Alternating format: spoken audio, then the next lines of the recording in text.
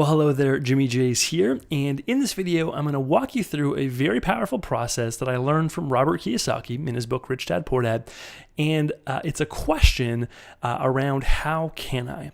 And this question has literally changed the path and the direction of my entire life because it's unlocked doors for me that otherwise would have been closed. So before we get into this question, what I want to share with you is what this video is not about, okay? So the first thing is this video will not answer the question of, is this a good purchase? All right, so you already have to know that coming into this video. Robert Kiyosaki talks about assets and liabilities. He said assets put money in your pocket, liabilities take money out of your pocket. And a lot of times we get creative around buying liabilities, right? If I want to buy a new TV, or if I want to go on a vacation, or if I get a dentist bill, right? If I want to buy a new car, there's lots of options to me about how to be creative and get it done. And lots of salespeople that are willing to help me do so. But when it comes to investing, when it comes to growing my business or buying a rental property or doing anything that's going to make me richer rather than poorer, sometimes it's harder to get creative because we're not taught this way in school. So this video will not talk about, is this a good purchase? The second thing this will not talk about is this something that I actually want? Okay. Sometimes we're like, well, I'd kind of like this, or if it works out, that'd be great, right? That's very different than saying, this is something that I want. I'm literally ready to do it right now. And the only thing that's holding me back is I just can't afford it. I just don't know how to do it. Okay. So if you're at a point where you're like, this is something that I know that I want to do, and it's something that I actually want, right? And the only thing that's holding me back is I don't know how, then keep moving forward, keep watching this video because I'm going to share this process with you. So there's a couple different rules, all right, before I'm going to share this process with you. Rule number one is this. Don't expect that this is going to work 100% of the time the first time that you do it, okay? If you've trained your brain for a long time to say things like, I can't afford it, then it's going to be a new process for you to train your brain to say, how can I afford it? And Robert Kiyosaki, in his book, Rich Dad, Poor Dad, talks about his rich dad and his poor dad. And his rich dad, his poor dad would always say, I can't afford it. And his rich dad would say, how can I afford it? One's a statement, the other one is a question. And the question forces you to think. As soon as you say, I can't afford it, your subconscious brain turns off and you stop answering the question. As soon as you say, how can I afford it? All of a sudden your subconscious mind goes to work for you. And sometimes it's a day later, a week later, sometimes it's instantaneous. And sometimes I'm not even thinking about it, right? I'll just wake up in the middle of the night or I'll be in the middle of a shower and all of a sudden, bam, the answer comes to me because my brain has been working on this question. So you want to train your brain to say, how can I afford it? Number two is left brain versus right brain. All right. So in this process, one of the rules is I'm going to ask you to be a process where you're being creative and then another process where you're being analytical. In the creative process, when you're coming up with ideas, when you're brainstorming, all right, you have to promise yourself that you're not going to shut your own ideas down before they even get on paper. Write them all down first. Be creative. Even if it's a horrible idea, it might lead you to the next idea, which might be a great one. So you want to stay in that creative zone, write as many things down as you can. And then later you'll have an analytical part where you'll go through and you'll cross off all the bad ideas. And I promise you'll have some bad ones. Item number three, or rule number three, is have some freaking fun, okay? The worst thing that can happen is you don't come up with a solution, which leaves you exactly where you are right now, right? So you may as well give this a try. You may as well learn this process.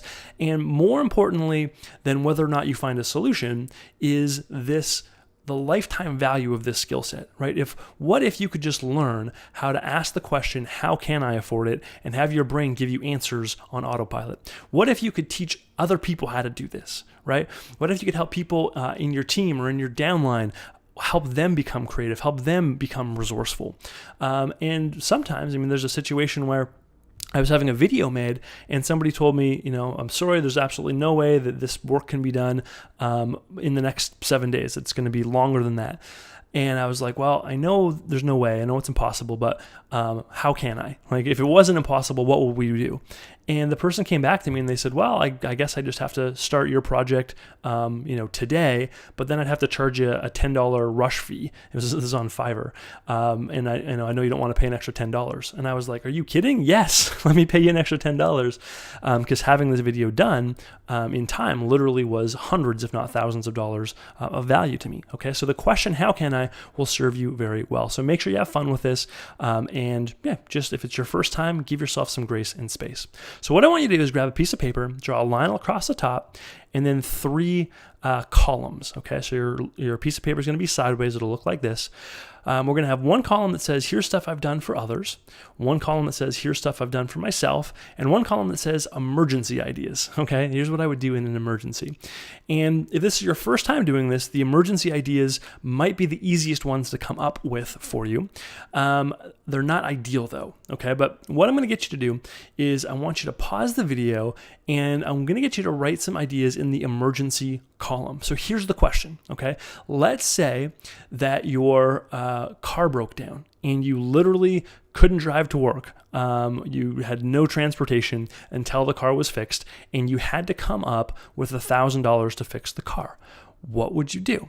So just write down as many ideas as you can of how you would come up with the money.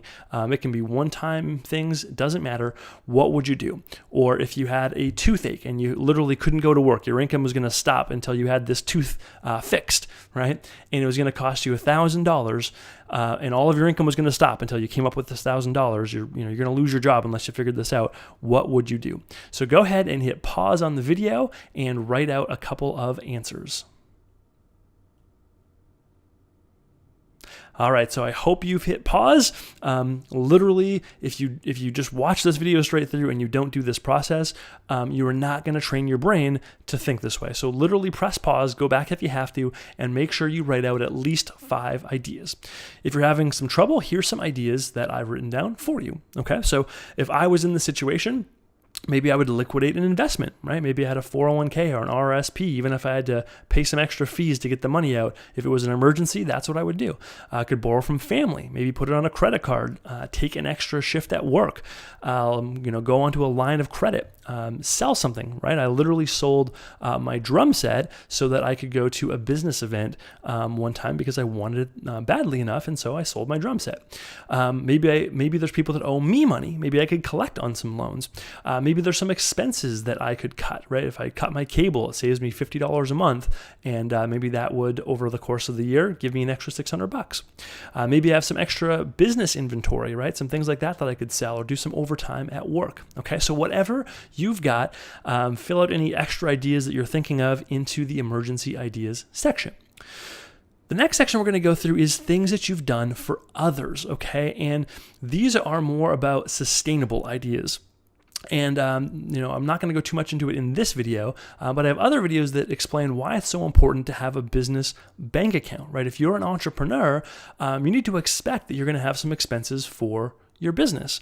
And so it's good to have extra income that you can use to do whatever you need to do to fund your business. Kiyosaki says most people feed themselves and starve their business. So we don't want that to happen. We want to make sure that you've got at least some ways to be creative if you need to come up with extra income for your business. So go ahead and hit pause and write down what are some activities, what are some things that you've done for others in the past? Have you helped somebody move, right? Have you gone and done cleaning for somebody else? So just any list of things you can think of that you've done for other people.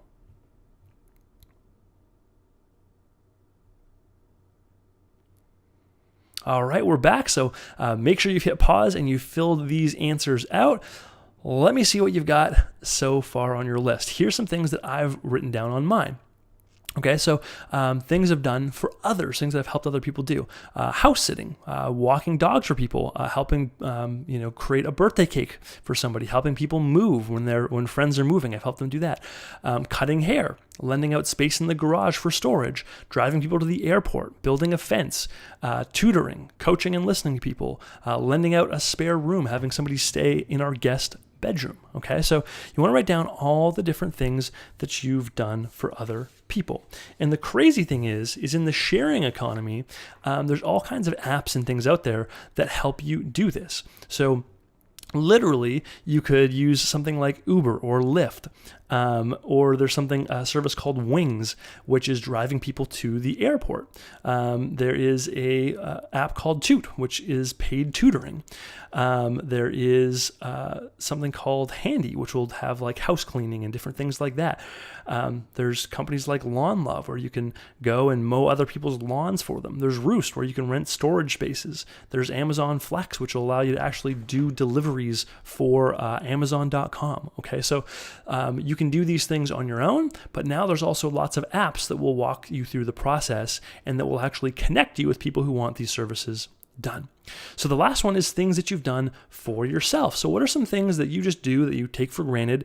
Maybe things like, I do my own hair, or things like, I clean, or I've got a really well-trained dog, right? Or for me, I know how to use the Meetup site, right? And so I created an online course about that. I've done the same thing with coaching. So what are some things that you've done for yourself that probably come really easy to you that you could charge other people for? So go ahead and hit pause and fill out this list.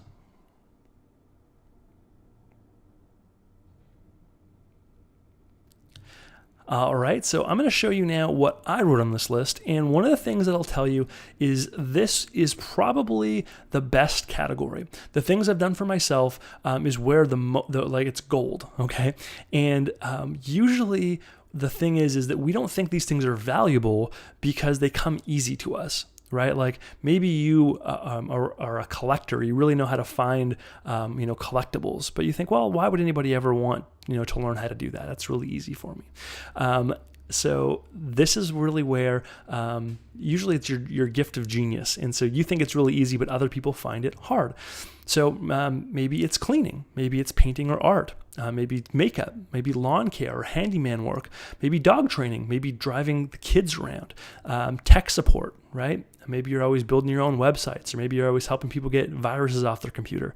Maybe you're great at cooking, or maybe you're great at fitness and building workout plans for yourself, right? Maybe you're great at shoveling snow. These are all different activities that you could do for other people, and most of these things you could literally work it around your schedule. And a lot of these things, like Uber, for example, if you're driving people around part-time on Uber, you can turn the app on and off whenever you want, and you're also meeting new people all the time. So if you do, an extra 10 or 20 rides in an evening, you just met 10 or 20 people, and they could possibly be prospects for your business, right? Or if you rent out an empty room at your house, I've literally taught people how to do this, where they make an extra $1,400 a month just by renting out a spare room in their house on Airbnb. And on top of that, they get to meet a lot of brand new people, a lot of new friends, and some of those friends turn into great prospects for your business. So go ahead and take some time, fill this list out, go through all 3 of these columns. And once this is done, now you can go back and start taking some of the bad ideas out, right? If there's some on there that are horrible, just go ahead and cross them out. That's fine. And I want you to narrow it down to the top 5 things that you think are doable. Things that you think, even if you've never done it before, even if you have no idea how you do it, some things that you would actually enjoy doing. And here's how you know you've hit the finish line. Here's how you know you've done this process properly. It doesn't necessarily mean that you're going to succeed. Okay, so every time that you do this process, you're not going to always have the answer of how can I afford this, and magically the money appears. Okay, but usually what happens is you get to a place where you feel in control, where you say, rather than saying I can't afford this, instead of that, it's, well, I could afford this, but it means that I'd have to lose my drum set. So do I want to go to this business event, or do I want my drum set? Which one do I want more? And if the answer is I want my drum set more, then that's cool. You got to make the choice, but you are in control, versus, well, there's no way I can do this, I just can't afford it and I can't do it.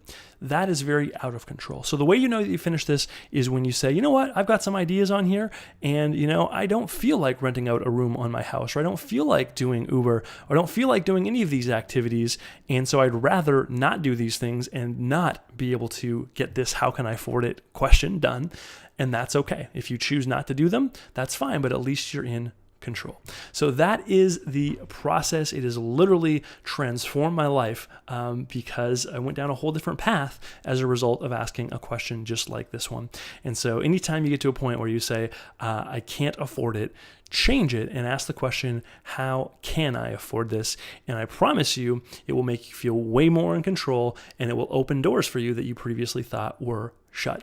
If you haven't done so yet, please pick up the book Rich Dad Poor Dad and Cash Flow Quadrant from Robert Kiyosaki. They're very influential books inside of my career as an entrepreneur, and lots of credit to Robert Kiyosaki for the effect that he's had in my life. So hope you've enjoyed this video, hope that you feel more in control, and hope that you've got some insight now around how to ask the question, how can I afford it?